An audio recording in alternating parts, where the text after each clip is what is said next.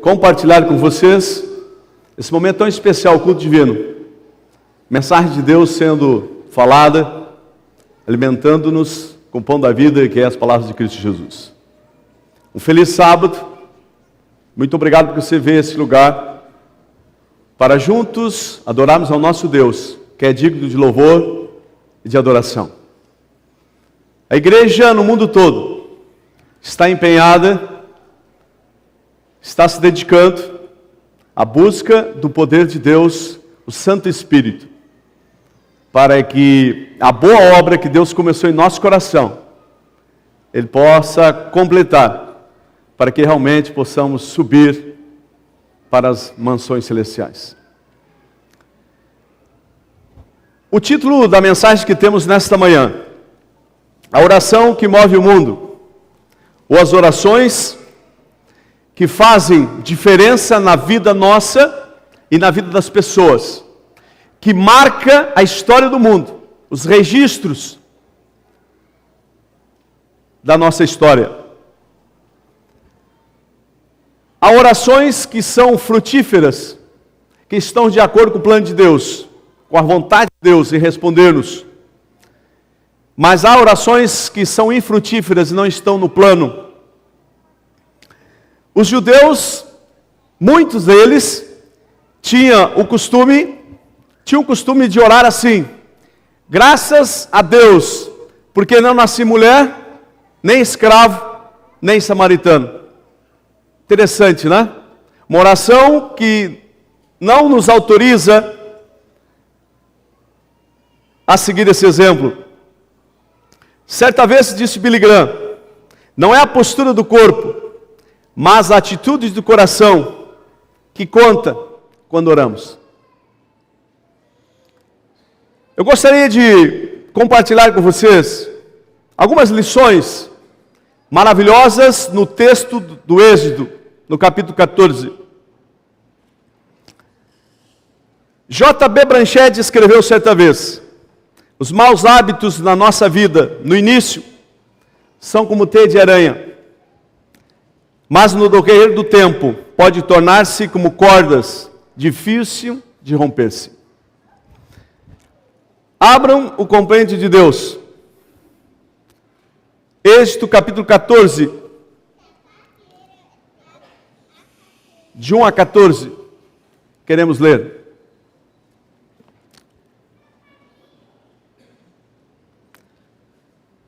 Deus anuncia a ruína dos egípcios. Então disse o Senhor a Moisés: dize aos filhos de Israel que volte e se acampe junto a Pil-Aimote, entre Migdol e o mar, assentareis o acampamento junto ao mar, diante de Baal-Zefon. Então Faraó dirá aos filhos de Israel: estão desorientados na terra, o deserto os encerrou. Endurecerei o coração de Faraó, para que os persiga, mas serei glorificado em Faraó e em todo o seu exército, e saberão os egípcios que eu sou o Senhor, e eles assim o fizeram.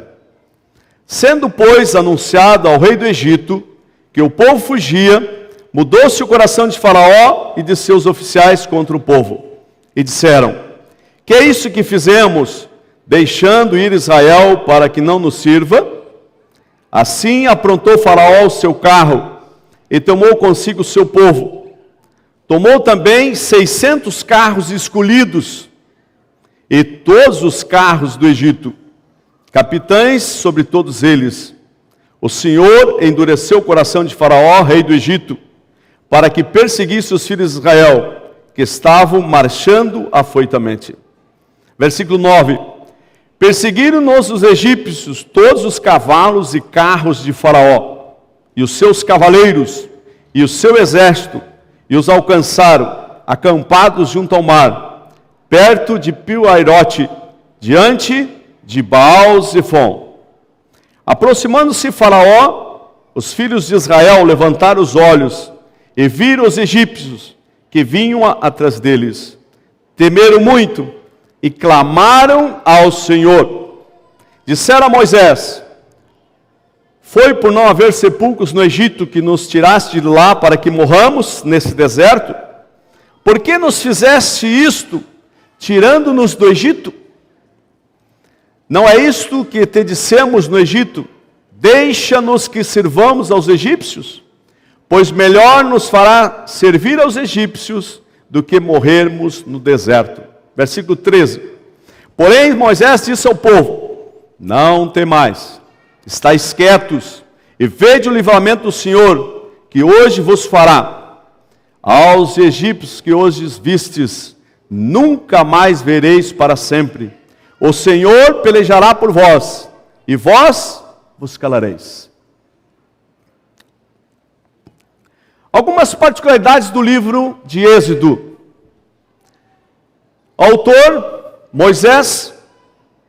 O tema principal é a história de Israel, desde a morte de José até a construção do tabernáculo. O pensamento central do livro de Êxodo é a libertação do povo de Deus da escravidão egípcia. Nesse livro consta os 4 períodos da história do povo de Israel.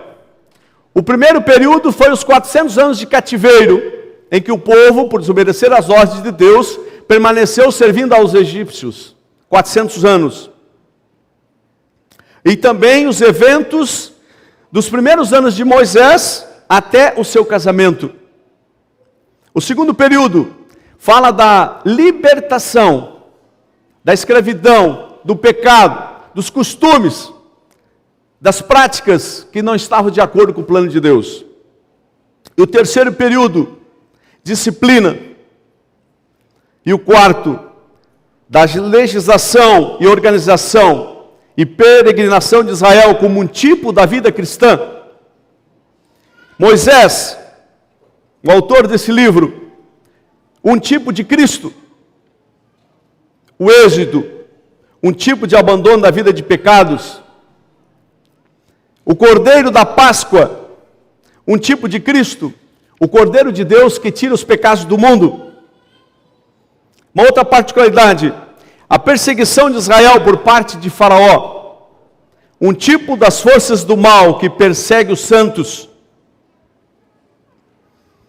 A divisão do Mar Vermelho, parte do impedimento para que o povo prossiga, é removida. A coluna de nuvem e fogo, um tipo da presença divina com os crentes. O cântico de Moisés, um tipo dos cânticos de vitória espiritual que o povo de Deus vai alcançar. Multidão mista, um tipo de gente mundana na igreja. Sustentar as mãos erguidas de Moisés, relatada nesse livro, significa um tipo de necessidade de união entre os líderes da igreja. Mara Elim, um tipo de experiências doces e amargas que o povo de Deus passa. O maná, um tipo de Cristo, o pão da vida. Água da rocha, um tipo de Cristo, água da vida.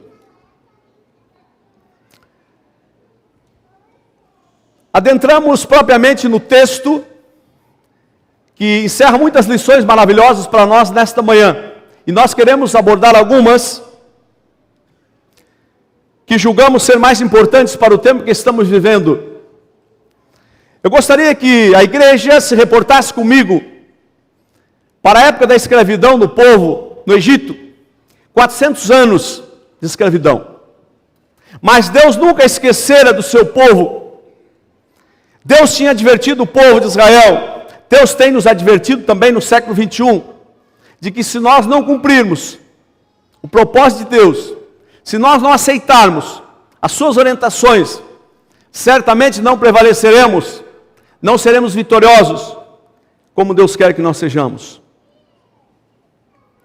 O povo de Israel ficou 400 anos cativos, servindo ao rei do Egito, aos egípcios. Mas Deus não esquecera do seu povo. E no cumprimento da profecia de que Ele ia libertar seu povo com mão poderosa, com braço poderoso, com maravilhas, Deus levantou um libertador, Moisés, para que fosse o agente direto da misericórdia de Deus em favor do seu povo. E a pena inspirada de Ellen White diz que a igreja de Deus naquela época era mais de 2 milhões de pessoas. Imagine uma igreja marchando, mais de 2 milhões de pessoas. O relato descreve que 600 mil pessoas foram descritas, foram contadas. Mas havia um costume da época que eles não contavam mulheres no censo, não contavam mulheres, nem juvenis, nem adolescentes. Eram contados apenas homens ou jovens aptos para a guerra, adultos, maduros. Era um preconceito, era um sistema. Por causa da entrada do pecado, tornou-se amarga a sorte da mulher, mas nunca foi o plano de Deus. Mas eles tinham um preconceito total, que nem era contado as mulheres no censo demográfico. Mas imagine, irmãos, comigo, aquela multidão, saindo agora do Egito, com mãos carregadas de troféus, de indenização, por um serviço prestado, que não fora pago. Mas a profecia já dizia que o povo de Israel sairia com grande despojo. E aconteceu, porque Deus estava dirigindo o seu povo.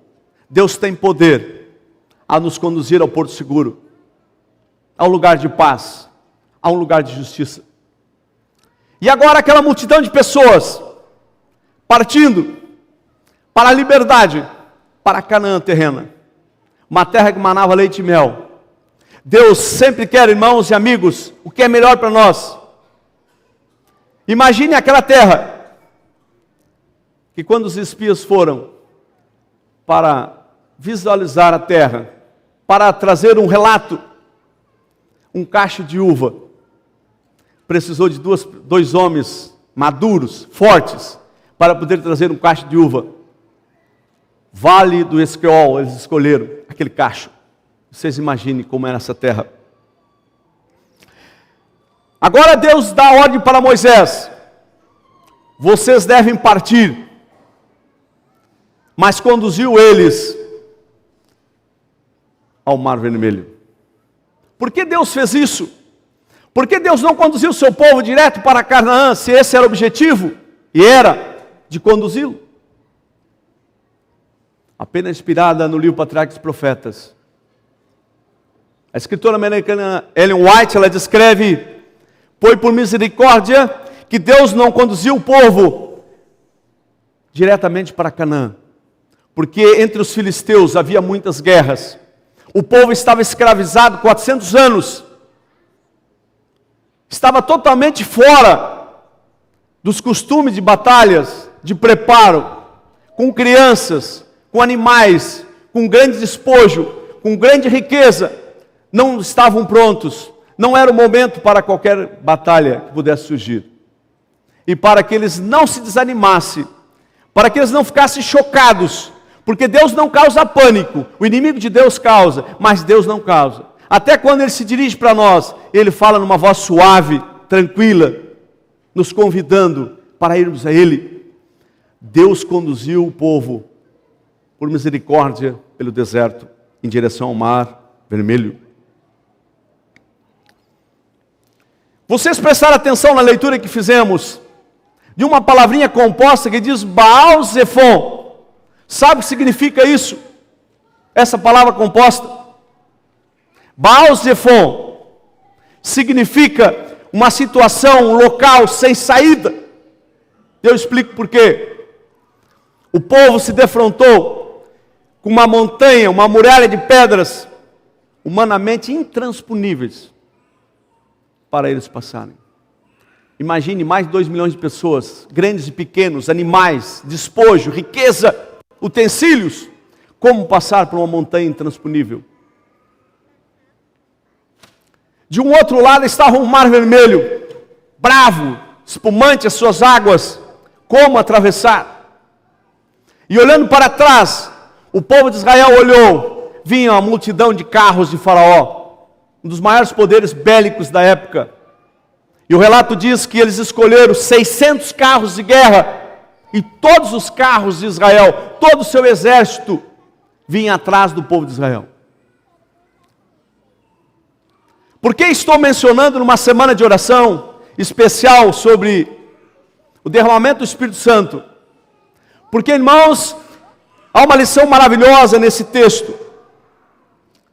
É que Deus vai permitir para mim e para você alguma situação difícil para provar o que estou armazenando aqui dentro no meu coração, da sua palavra, na comunhão com Deus.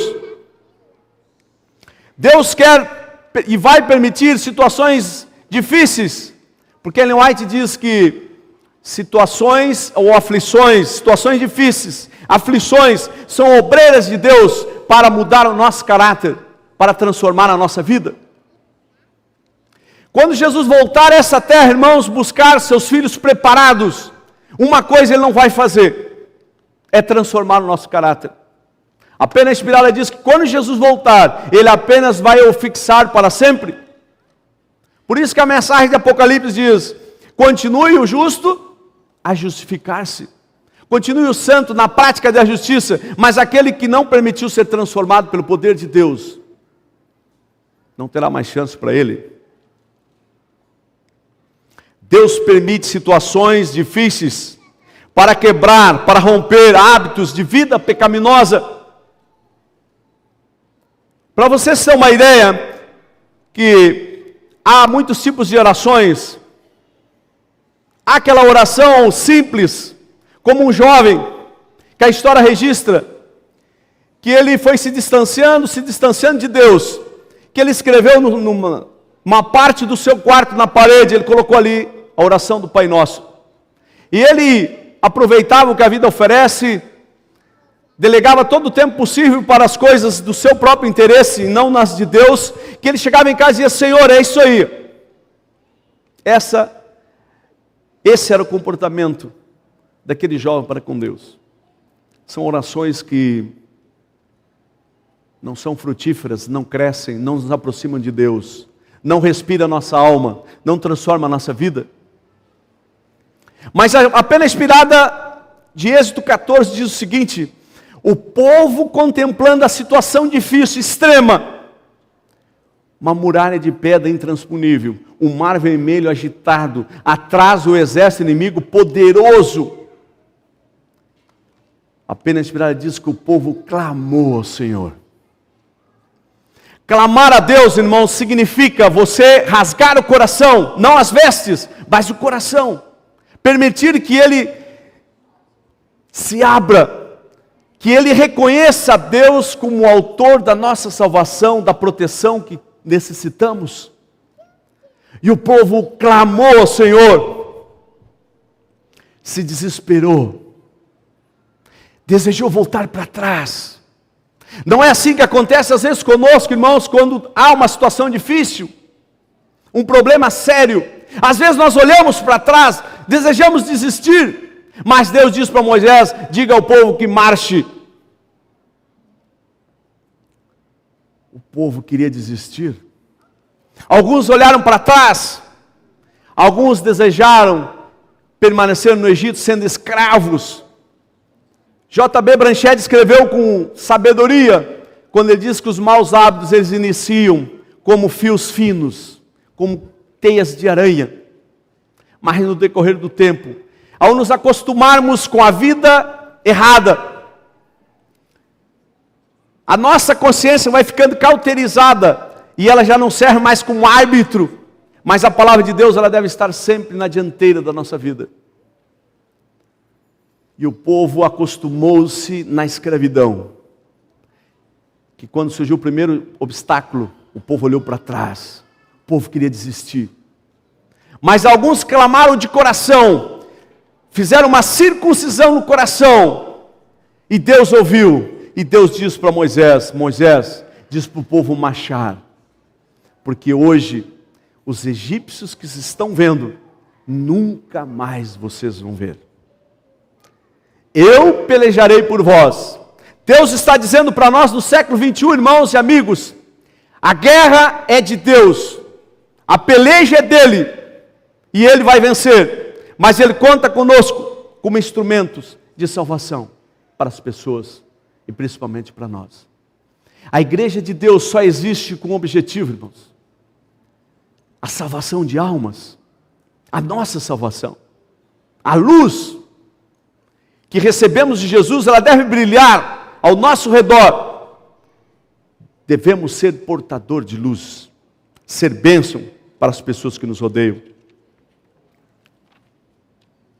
Nós vivemos, diz Ellen White, num mundo egípcio. Convivemos com o mundo, mas não devemos participar das práticas do mundo, dos costumes, das tradições que não salvam. Só Jesus salva.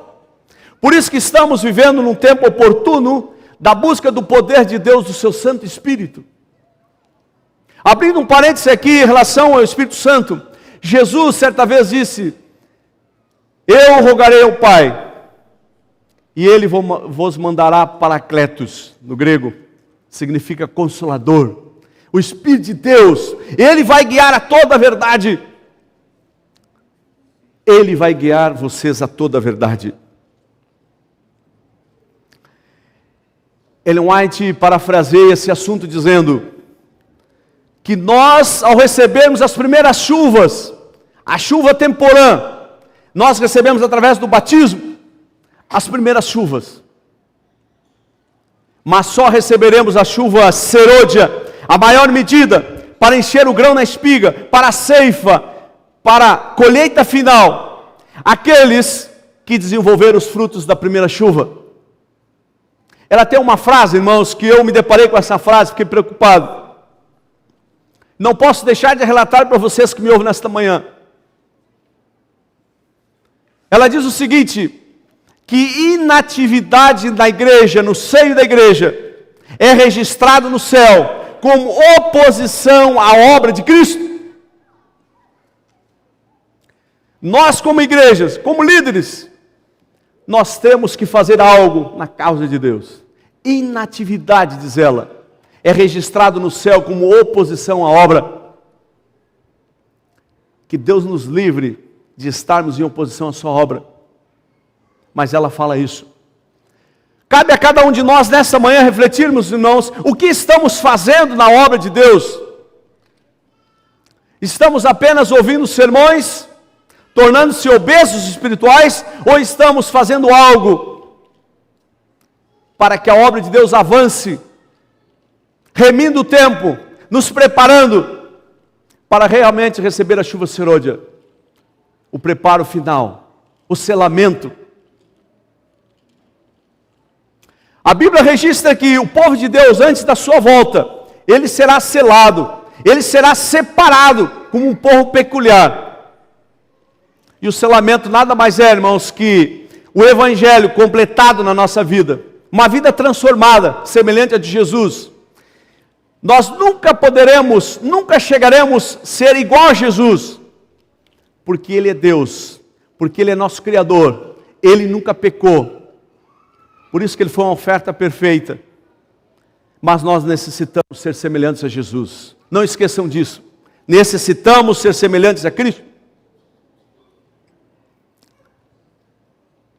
O segundo ponto importante do texto de Êxodo 14. Antes que o mar se abra, o mar da nossa vida, das lutas, antes que o mar se abra para nós passarmos, necessitamos ir a Baal-Zephon. Baal-Zephon, lugar, circunstância sem saída. Deus conduziu o seu povo, após 400 anos de escravidão, a uma situação que eles deviam aprender a confiar numa situação extrema. Por isso ele levou a Baal-Zephon, lugar sem saída.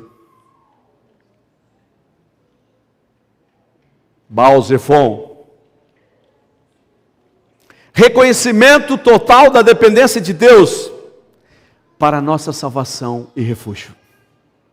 Baal-Zephon. Todo o povo de Israel ficou em lugar circunstancialmente, fisicamente, sem saída. Uma montanha intransponível. O mar vermelho com as suas ondas esbravejantes. Atrás um exército poderoso. Eles podiam contemplar e ver o brilho dos carros de guerra do Egito. E eles clamaram ao Senhor, e o Senhor fez o livramento.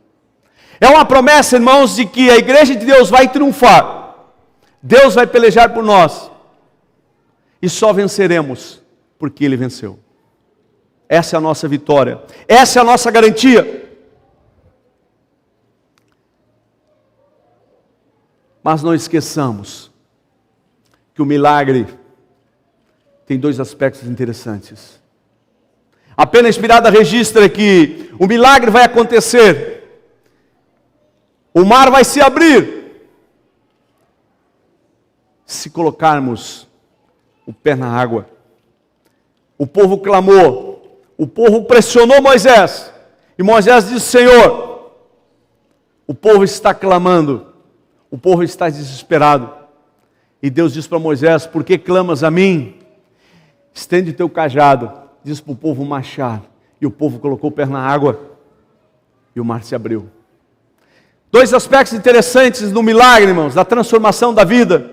É a nossa busca de poder, a nossa oração, a nossa confiança. O esforço humano nesse sentido e a bênção de Deus, unidos, vai acontecer o milagre, vai acontecer a vitória. Vamos vencer os pecados, não vamos olhar mais para trás, mas vamos prosseguir para o alvo, que é a salvação em Cristo. Antes que o mar se abra, você precisa, eu preciso, reconhecer que Deus é meu refúgio, é a minha fortaleza, é a minha salvação. Não há outro Deus além de Jesus, o nosso Salvador.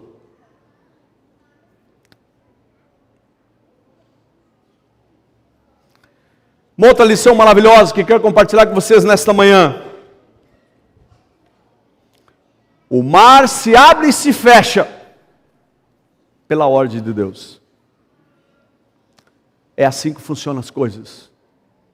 É assim que temos que confiar, de que Deus dirige o nosso caminho.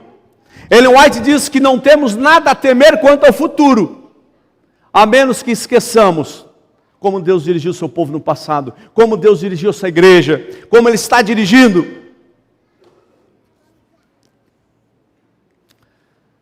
A pena inspirada diz que a igreja de Deus hoje ela é militante. Há defeitos, há coisas que precisam ser mudadas. Temos que aperfeiçoar a nossa fé, o nosso testemunho. Ela hoje é militante, mas a pena inspirada diz que um dia ela vai ser gloriosa, triunfante, vai estar sem mácula para receber o noivo, Jesus Cristo, para a festa das bodas. O mar se abre e se fecha, conforme a obra do Senhor. Só Ele pode abrir o mar, fazer o caminho plano e seguro para nós passarmos. Mas isso dependerá da nossa entrega sem reservas. Deus fez o milagre. A igreja clamou por libertação, por liberdade, por salvação. E o mar se abriu. A pena inspirada diz que, ao passar o povo de Israel pelo meio do mar, levantou o pó dos pés daquela tremenda população, dos animais. Imagine, irmãos, o poder de Deus. Fez um caminho no mar, que levantava pó quando a hoste de Israel passava. Vocês não dizem amém? Vocês estão servindo a um Deus poderoso, eu creio nisso. E Ele vai nos dirigir ao porto seguro. Ele deu mais que provas, evidências, de que Ele está conduzindo a sua igreja. E vai conduzir até o final, para a vitória final contra o inimigo, o povo de Deus. É interessante notar, meus irmãos e amigos, que nesse episódio, nesse relato, nesse registro de Êxodo, está uma demonstração de um pequeno juízo em miniatura. Um dia Deus vai colocar a sua igreja num lugar de paz, de segurança, e vai destruir Satanás, a raiz de todo pecado. E todas as pessoas que estiverem no seu exército são consideradas como ramos, serão destruídos. E Deus vai levar a sua igreja, o seu povo, para moradas de paz, de segurança. Esse episódio mostra o relato de triunfo de Deus com o seu povo, com a sua igreja, e a destruição do mal. Mas lembre-se que Deus vai permitir que a sua igreja passe por provações, passe em Baal Zifon, mas que seja vitoriosa, tenha o seu caráter transformado, a sua semelhança. Mas isso tem que haver uma entrega completa, irmãos. Quando estivermos unidos, buscando o poder de Deus, como a igreja está em todo mundo, a igreja adventista, Deus promete que Ele vai conceder poder do seu Santo Espírito, o Paracletos, o Consolador, que vai nos guiar a toda a verdade, vai nos sustentar, vai nos fortalecer para prosseguirmos rumo à vitória final contra o mal, contra o pecado.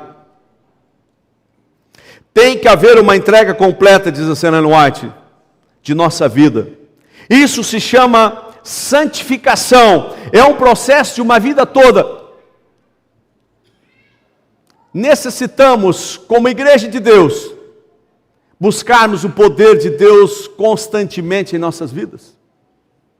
Ellen White usa a expressão que ainda não importunamos o poder de Deus, nos contentamos com chuviscos, mas ela diz que devemos importunar a Deus pela unção do Santo Espírito, para que cumpramos o seu propósito de pregar o Evangelho a todo mundo, a toda criatura, então virá o fim.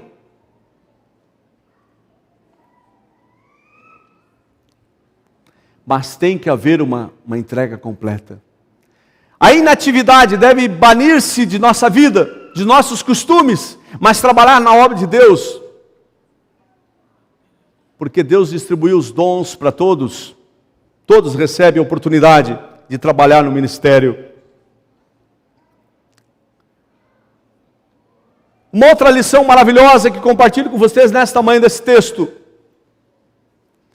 Deus tem inúmeras maneiras de resolver as coisas para nós, de manter-nos na fé, na esperança da salvação em Cristo Jesus. Mas há duas maneiras que sobressaem nesse texto. Se nós irmos ao Evangelho de São Mateus, ali está registrado que Pedro caminhou sobre as águas. E a lição maravilhosa é que Deus poderá abrir o mar para você passar, para mim passar, mas Ele poderá me capacitar a passar por cima das ondas do mar desta vida, como Ele capacitou a Pedro. Essa é uma certeza, irmãos, que você não deve sair daqui com dúvidas, de que Deus tem capacidade, ou Ele vai abrir o mar para você passar em terra seca, ou Ele vai capacitar você e eu para passar por sobre as ondas. Elas estão espumejantes, são ruidosas, nos assustam, mas Deus tem a capacidade de abrir o mar, de fazer quietude, bonança, ou Ele pode nos capacitar a passar pelas ondas por cima, como Pedro passou. O relato registra, para que tenhamos fé, tenhamos esperança, confiança que Deus vai estar dirigindo o seu povo. Deus pode abrir o mar, mas pode nos capacitar a passar por cima das ondas, pelas dificuldades, pelas lutas desta vida. Uma outra coisa interessante, que não devemos esquecer, que num barco estava Jesus com os discípulos, havia tempestades. Não estava isento de tempestades. Se você aceitar a Cristo completamente, você não estará isento de tempestades. Pode começar na sua casa, no seu cônjuge, seus filhos, pode ser seus amigos de trabalho, de escola e etc. As tempestades virão, as lutas, mas uma coisa é certa, no barco que estava Jesus, havia tempestades, mas ele nunca naufragou, nunca naufragou. Ele foi ao porto seguro, Ele quer nos levar, Ele capacitou os discípulos com o derramamento do Pentecostes, e eles aprenderam até a falar outras línguas de outros países que eles não sabiam. Eles aprenderam. E eles pregaram o Evangelho. E a Pena Inspirada diz que eles abalaram o mundo da época com a mensagem de Jesus. E lá em Antioquia, as pessoas ao ouvirem os discípulos falarem, Eles disseram, realmente, eles são cristãos. Eles respiram o Evangelho. Eles têm prazer em falar do Evangelho. E eles foram chamados a primeira vez de cristãos.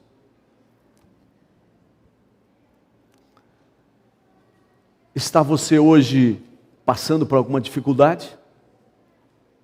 O mar da tua vida parece que quer te levar teu barquinho a naufragar? No barco está Jesus das tempestades. Mas ele não naufraga. Ele vai ao porto seguro.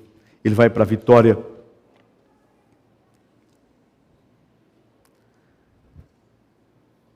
Necessitamos desesperadamente, irmãos, do Espírito de Deus, da unção do Santo Espírito. Quem sabe estou pregando para alguém hoje que entrou pela primeira vez nessa igreja. Quem sabe você que está me assistindo na internet, você tem uma série de dúvidas, você está desanimado, você está olhando para trás, está enfraquecido por algum costume, alguma prática não recomendada pela palavra de Deus. Deus está dizendo para mim e para você nesta manhã, que Ele tem capacidade até de abrir o mar, ou capacitar você a passar por cima das dificuldades, das lutas desta vida. Deus está te convidando hoje, membro de igreja, líderes desta igreja do Guatemi, para que você se entregue sem reserva, completamente, para que Deus continue efetuando a obra de transformação. E se você ainda não deu o passo do santo batismo, se você ainda tem os seus joelhos trêmulos, tem medo do futuro, do amanhã, lembre-se que Deus está no comando da sua igreja. Ele vai conduzir ao porto seguro. Nós vamos ouvir uma mensagem especial, que é a voz de Deus falando para nós, nos convidando. Mansa e suave é a voz de Deus. É essa voz mansa que Deus se aproxima de mim e de você, dizendo, como Ele falou para Moisés, não temais, aquietai-vos e vedes o livramento que o Senhor fará por mim e por você. Mansa e suave é a voz de Deus chamando-nos para uma entrega completa.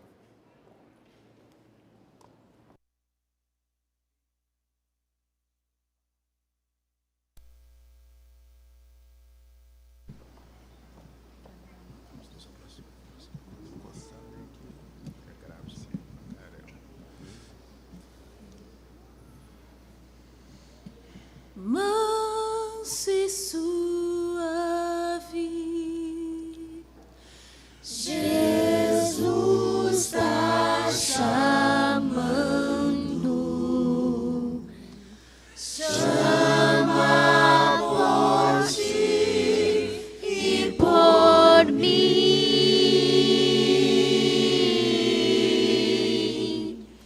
Eis que a porta te espera velando.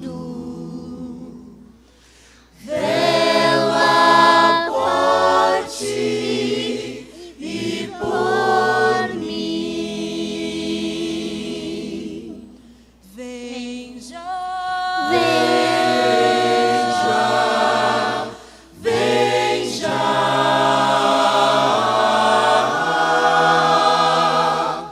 Alma cansada, vem já.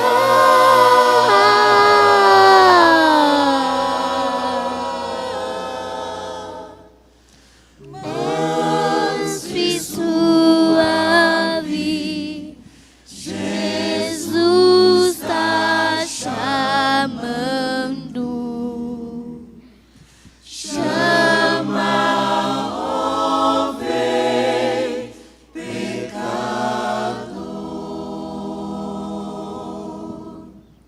Pois que esperamos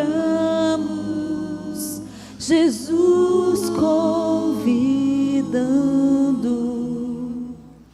convida-te e a mim.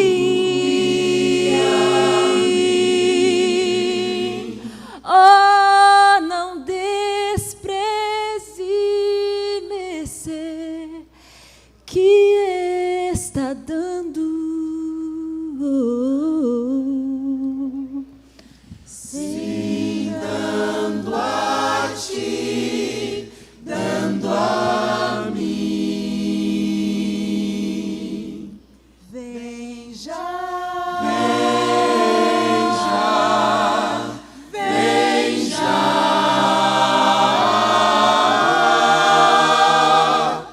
Alma cansada, vem já.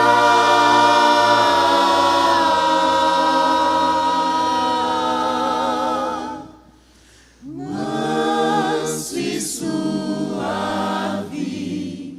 Jesus está chamando. Chama, oh, vem, Jesus te chama. Vem já. Cansada, vem já.